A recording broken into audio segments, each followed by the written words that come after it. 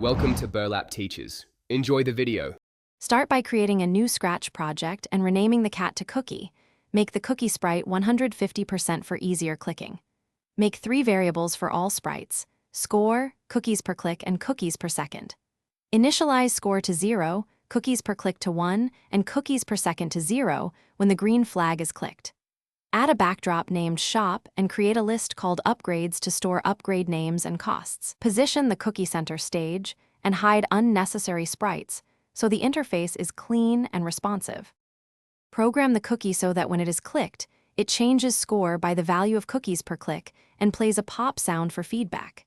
Implement a short debounce by adding wait 0, 12 seconds after clicks to prevent accidental multi-clicks and keep gameplay fair. After increasing score, broadcast update UI to refresh the score display, play a tiny bounce animation, and update any upgrade buttons. Keep the click script lightweight so it responds smoothly on slower devices and avoids lag during rapid clicking sessions. Build an upgrade store using the upgrades list. Add items with a base cost of 15 and a cost multiplier of 1. 15 so prices scale each purchase.